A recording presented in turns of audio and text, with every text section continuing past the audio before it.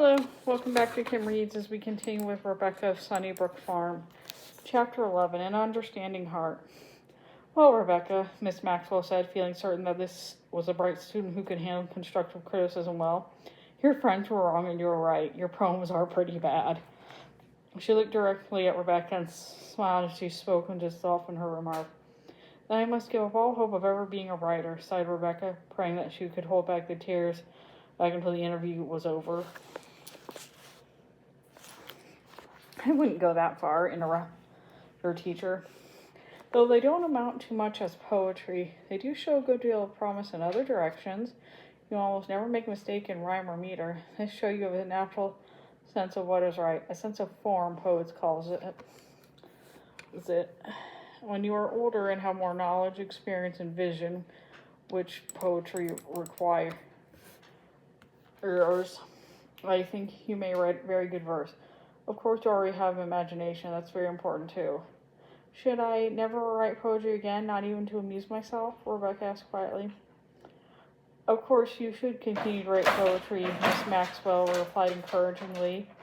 It'll help you write better prose. Now for the first composition. I'm going to ask all the new students to write a letter giving a description of the town and their impression of school life here. Do I have to be myself? Asked Rebecca, feeling a bit more cheerful. What do you mean? A letter from Rebecca Miranda to her sister Hannah at Sunnybrook Farm or Aunt Jane in Riverboro would be a little dull. But I would pretend I was a different girl. It would be exciting. That's a very creative idea, exclaimed her teacher. Who would you like to be? Oh, an heiress, I think, replied Rebecca in a dreamy mood now. Of course, I never saw one, but interesting things are always happening to heiresses. My heiress would go to a good school in Boston and have a guardian because her father died.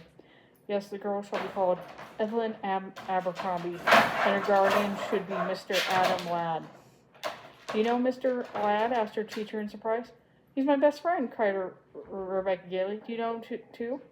Yes, he's a trustee of the school and comes here often. I see, said Rebecca thoughtfully. I hope he'll come by and see me one of these days. The first winter Rebecca became a boarder at the academy. It was the happiest of her school days. She enjoyed her classes and loved being roommates with Emma Jane. The two girls worked hard to make their quarters cozy and attractive. To begin with, the room was furnished with a set of maple furniture and a bright red carpet. Mrs. Perkins worked long and hard to make the girls curtains and bedspreads of unbleached muslin, which she trimmed with red cotton. Each girl had her own study corner with a lamp. After Christmas, they added the wonderful presents Mr. Ladd gave them, a Japanese screen for Emma Jane and a set of books by the English poets for Rebecca. One snowy January afternoon, as Rebecca was studying alone in her room, she heard a noise outside in the hall. The door opened softly and a voice called out. Emily Maxwell told me I could find Miss Rebecca Randall here. Mr. Aladdin, cried Rebecca, slamming her book shut and springing to her feet. I didn't know you were in Wareham. I'm so glad to see you. Please come in and make yourself at home. The light in the room grew softer, and the fire crackled cheerily as the two old friends chatted away. They had not seen each other in several months, and they had to catch up on each other's news. Mr. Ladd was delighted to hear his young friend about how happy she was in school. Miss Maxwell told him she was doing well in her studies and become a leader in her class. Rebecca, this has all been very nice, Mr. Ladd said finally, but I must be going. I have a long drive to Portland to attend a meeting of railroad directors tomorrow. I wanted to drop by and check into the academy's educational and financial affairs, though. It seems funner for you to be a school trustee, said Rebecca, stoking the fire. I can't quite make it fit somehow. I accepted the position in memory of my mother who died when I was 10. She was a student here when she was a girl, you see. That was a long time ago, said Rebecca. Let me see, I'm 32 despite an occasional gray hair. Would you like to see a picture of my mother? Rebecca opened the leather case Mr. Ladd handed her and gazed at the photograph of a pretty young woman with golden curls. "What a sweet face," she whispered softly. "I'm afraid she had to bear a lot of storms," Mr. Ladd said gravely. "I was an only child and could do nothing to help her.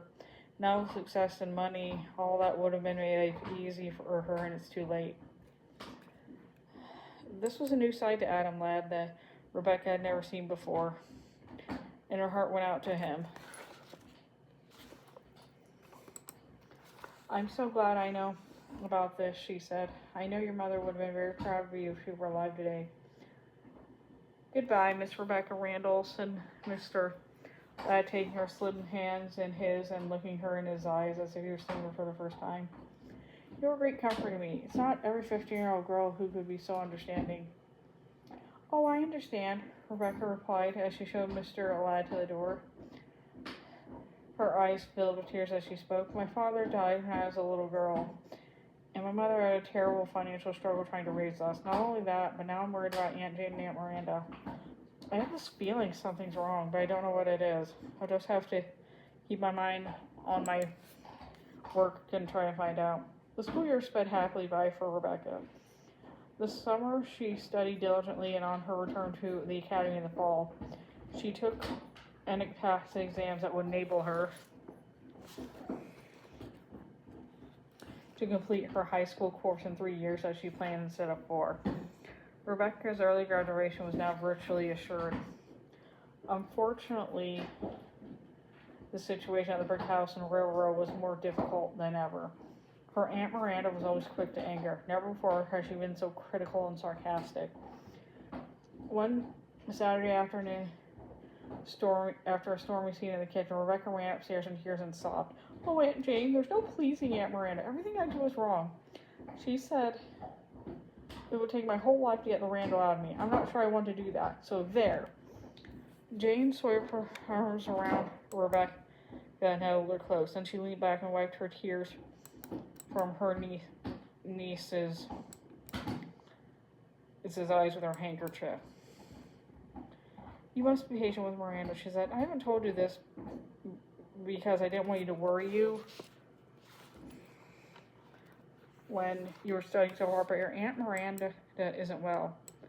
"Isn't well? What's wrong, Aunt Jane?" Rebecca cried. "You know, I suspected something all along. About a month ago, Miranda had a fainting spell. The doctor wasn't sure if it was a stroke or not, but if it was, then it's a very serious matter. Personally, I think she's been failing for some time. That's what makes her so irritable, you see. Miranda has other troubles, too, that you don't know about. You're going to have to be patient with her, Rebecca." "Oh, Aunt Jane, this is so upsetting," anguished Rebecca cried as she grabbed her aunt by the hands. "Of course I'll do everything I can to be a good and loving niece to Aunt Miranda. But first you must tell me what these mysterious troubles are. I have to know." And that's the end of that chapter. See you later.